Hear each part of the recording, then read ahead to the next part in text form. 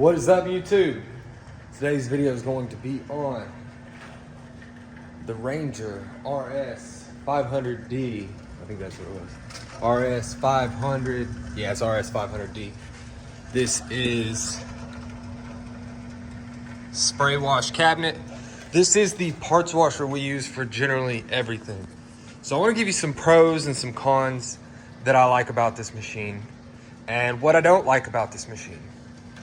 We pretty much use this to take nasty, greasy parts. I got some in here already, covered in oil. It's dark in here.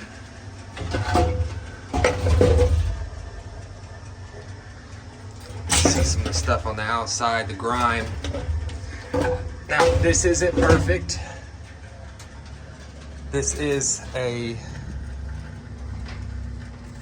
2-year-old machine. I think I've had it 2 years, a little over 2 years. One of the things that we use frequently on this is you have an oil skimmer. This helps you get some of the oil out of it. It picks it up on this little metal wheel, scrapes down on there, and drips it into my very full oil pan. It's on a timer, so I just run this in between washes sometimes, generally every morning as well.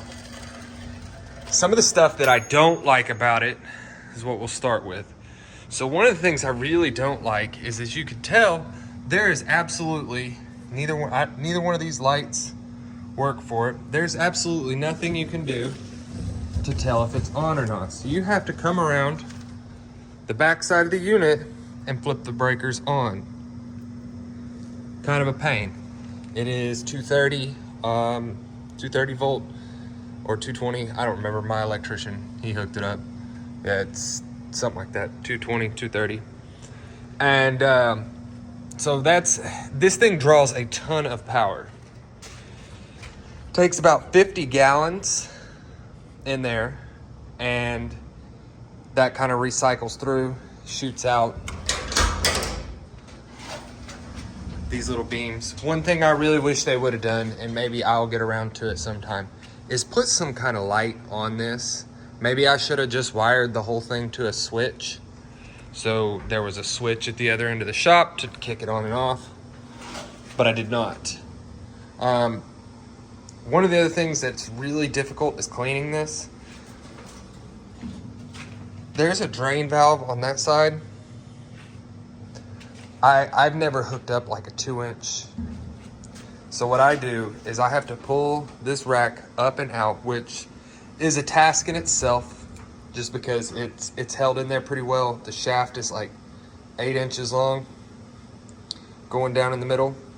So you have to remove all of this, and then I have to remove this tray to clean it. You can get this tray out to clean it without.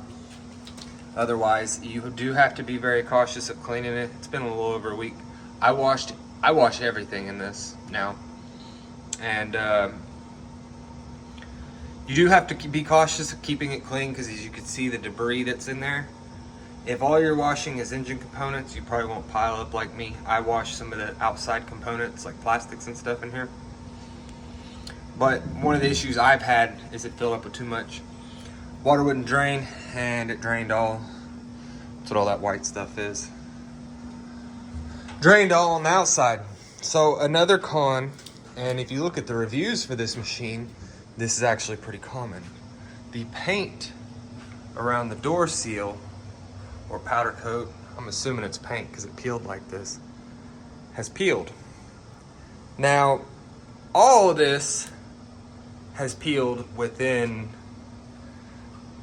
it took like 6 months from it being brand new. So that's kind of a con. I mean, it is being used in a shop environment. It doesn't really leak out of any of the seals to cause an issue, so I really don't stress it. Next thing I'm really not fond of is you have to buy this soap.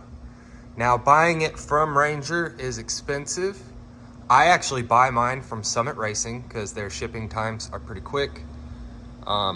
This bucket here is $75 now, I believe. And then it cost me like another 20 or 30 to ship it. It cost a little over $100 shipped.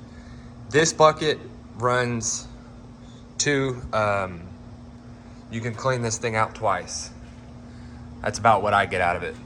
So kind of a high dollar to run this. I have attempted to run dishwasher soap in this, and it works pretty well, except for this has a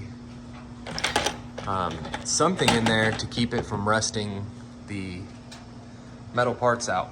I don't know the technical word for it. I don't remember where it's at either. Anyway, so something to keep it from doing that. And it did a better job. That does a better job at degreasing as well. Where if you were just running a little bit in this, I guess you could get away with the dishwasher soap still. I don't use it anymore. We put some rubber things on here to help with it. Another downside is when your fluids, the water, this stuff, the detergent in here starts getting really dirty, it will stain the parts. And the only thing that will clean those parts back up is running it through something like a vapor honer. So if you have, for example, I had a $500 cylinder head. We ran it through to clean it up, get it out, and it pretty much, since we had set the mating surface down on there, which I don't do anymore, I learned, so we put it up there. But it put that pattern into the head. So the head was going to have to be resurfaced. It looked terrible. I ended up getting a whole lot less than it was worth because of it. So that's just something to keep in mind if you start discoloring parts with this. When I bought this new in 2020. I think I paid somewhere around $4,900, $5,000 shipped. I did get it on sale as well. Now, the last time I looked, this machine is almost $7,500 before shipping. I would expect it to be better quality because of that, but it is what it is. I don't think there's any other good quality units like this out there. If there is that you know of, put it down in the comments down below so I can look into that as well. Issues I've had with this machine since I've had it. So I have replaced there's two heating elements. One of them is with this first breaker, which is the main power to the whole unit, where you turn it on. And then the second one makes it heat up really, really quickly. That has failed. I've replaced the breaker because it melted. These are cheap Chinese breakers. Ranger wants something like it was $150 a piece for them. I've been able to buy them from Amazon for $10. So I'm having issues with it tripping again. So I'm probably gonna replace that breaker again soon. I've replaced the heating element in here, the long heating element, which Ranger also wanted, I wanna say it was $100 for it, and it was $25 through Granger. And it was an exact, most of the parts from this unit you can purchase from Granger. The only thing I haven't found being able to purchase through them is the actual breakers. Another piece that has failed in this, you can see it, is the water level switch. So if your water level gets too low, this little alarm over here starts going off and it starts beeping. That thing is so glitchy because this unit gets so much dirt, debris in the bottom, that I've had issues with it. So I just bypassed the switch because I didn't want to run it on here. Now I can't go giving you all the negatives about it. One of the big positives that I really like about this machine is it cut down our parts washer time significantly. So where normally we would have ran this, we've had the red line parts washer where it's similar to like a vapor honer or like a sandblasting machine, and that was a cool parts washer. Aside from, to run that, you have to have degreaser, air to it, and everything's manual, so it was very time consuming. And it was a good unit if you're small scale, working from home. If you're just doing something for your own personal machines, I probably wouldn't even recommend buying one of these. This machine is absolutely great because we do volume. So this is the third motor that we've had broken down that I've washed through today. I just put the parts in, walk away, hit wash, come back 20 minutes, everything looks pretty good. So the cabinet is a little on the noisy side. If you have a small enclosed shop, we're going to turn that off. And I'll show you what those parts look like after I think I ran them for 15 minutes.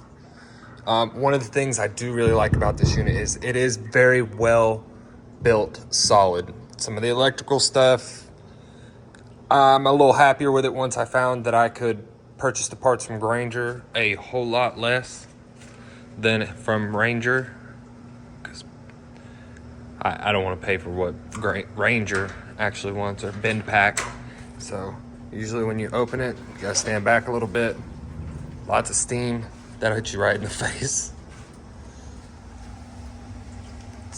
Here's what some of the stuff looks like. It is all pretty hot right now. This unit does get to around 160 degrees, but it cleans all that oil right off of there. It's gonna need cleaned soon. I can tell. You can look at the water that's in there is start to turn kind of brown, and it starts to get a stank. I don't know how to describe it.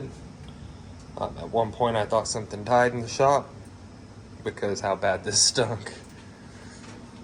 I mean, overall, it's a pretty good unit. When you're cleaning it out, you have to be sure to make sure, I don't know if you can even see those, these little sprayer nozzles are cleaned. I really think with a unit like this and the serviceability, I could probably get 25 years or so out of something like this. But if you're a small hobby level guy who doesn't have millions in the bank, I don't know that I'd suggest this to you. If you do a lot of volume, it definitely helps. I can't express that enough, that just the amount of parts that I can run through this in a day is incomparable. Like, you can't even come close to that with a full-time guy running a hand parts washer all day long. I've had 3 different parts washers now, Harbor Freight one, and then the Red Line one, and then we had one, I think it was from Safety Clean, where it sat on a 55-gallon drum. I don't want to go too much into that because I don't even know if it was supposed to be like that. We were running diesel in that one. This I think this is better. The diesel always kind of left it with a feel, but I never had a problem with stuff drying out. So with this unit, when you wash something, like if you want to make sure that that's a good bearing when you're done, you have to oil it. Especially cranks and cases, I have that issue. So some of these bearings are not able to be purchased anymore, or are extremely difficult to replace. And overall, this unit has made my business more profitable. It has made my parts sell better because they're cleaner. For a while there, I didn't run it, and I started to notice a decline in some of our sales because the parts were dirtier.